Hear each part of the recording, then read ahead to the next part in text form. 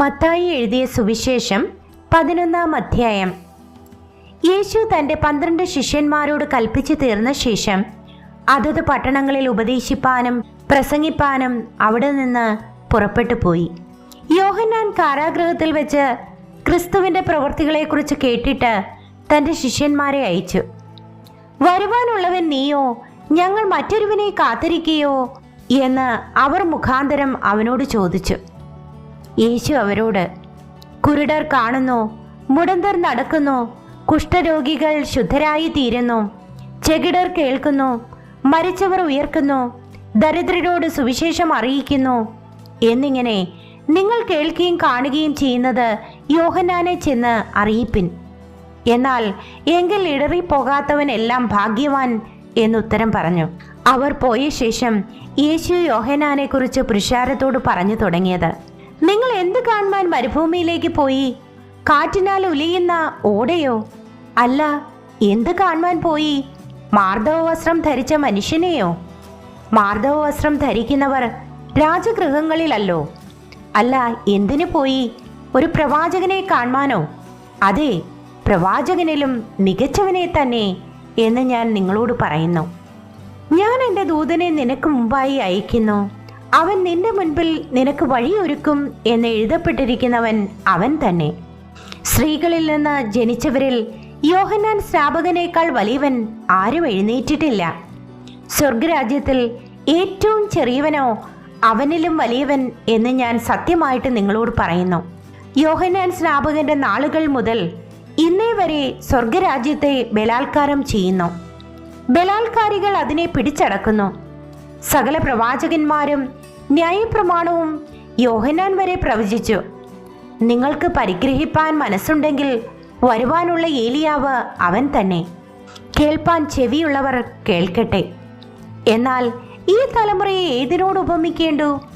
ചന്തസ്ഥലങ്ങളിൽ ഇരുന്ന് ചങ്ങാതികളോട്, ഞങ്ങൾ നിങ്ങൾക്കായി കുഴലൂതി, നിങ്ങൾ നൃത്തം ചെയ്തില്ല, ഞങ്ങൾ വിലാപം പാടി, നിങ്ങൾ മാറത്തടിച്ചില്ല എന്ന് വിളിച്ചു പറയുന്ന കുട്ടികളോട് അത് തുല്യം.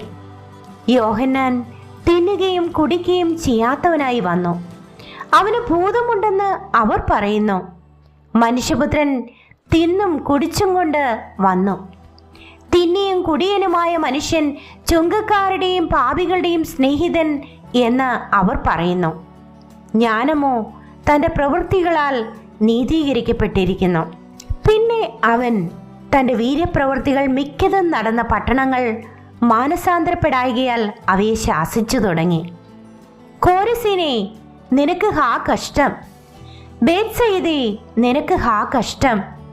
നിങ്ങളിൽ നടന്ന വീര്യപ്രവൃത്തികൾ സോരിലും സീദോനിലും നടന്നിരുന്നു എങ്കിൽ അവർ പണ്ട് തന്നെ രട്ടിലും വെണ്ണീറിലും മാനസാന്തരപ്പെടുമായിരുന്നു. എന്നാൽ ന്യായവിധി ദിവസത്തിൽ നിങ്ങളെക്കാൾ സോരിനും സീദോനും സഹിക്കാവതാകും എന്ന് ഞാൻ നിങ്ങളോട് പറയുന്നു. നീയോ കഫർന്നഹൂമേ, സ്വർഗത്തോളം ഉയർന്നിരിക്കുമോ? നീ പാതാളം വരെ താണു പോകും. നിന്നിൽ നടന്ന വീര്യപ്രവൃത്തികൾ സൊദോമിൽ നടന്നിരുന്നു എങ്കിൽ അത് ഇന്നുവരെ നിൽക്കുമായിരുന്നു. എന്നാൽ ന്യായവിധി ദിവസത്തിൽ നിന്നേക്കാൾ സൊദോമ്യരുടെ നാട്ടിന് സഹിക്കാവതാകും എന്ന് ഞാൻ നിങ്ങളോട് പറയുന്നു. ആ സമയത്ത് തന്നെ യേശു പറഞ്ഞത്, പിതാവേ, സ്വർഗത്തിനും ഭൂമിക്കും കർത്താവായുള്ളൂവേ, നീ ഇത് ജ്ഞാനികൾക്കും വിവേകികൾക്കും മറച്ച് ശിശുക്കൾക്ക് വെളിപ്പെടുത്തിയത് കൊണ്ട് ഞാൻ നിന്നെ വാഴ്ത്തുന്നു. അതേ പിതാവേ, ഇങ്ങനെയല്ലോ നിനക്ക് പ്രസാദം തോന്നിയത്. എൻ്റെ പിതാവ് സകലവും എങ്കിൽ ഭരമേൽപ്പിച്ചിരിക്കുന്നു. പിതാവല്ലാതെ ആരും പുത്രനെ അറിയുന്നില്ല.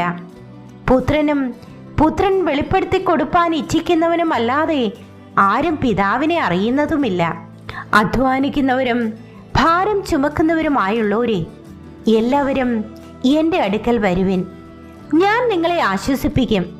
ഞാൻ സൗമ്യതയും താഴ്മയും ഉള്ളവനാകിയാൽ എൻ്റെ നുകം ഏറ്റുകൊണ്ട് എന്നോട് പഠിപ്പിൻ. എന്നാൽ നിങ്ങളുടെ ആത്മാക്കൾക്ക് ആശ്വാസം കണ്ടെത്തും. എൻ്റെ നുകം മൃദുവും എൻ്റെ ചുമട് ലഘുവുമാകുന്നു.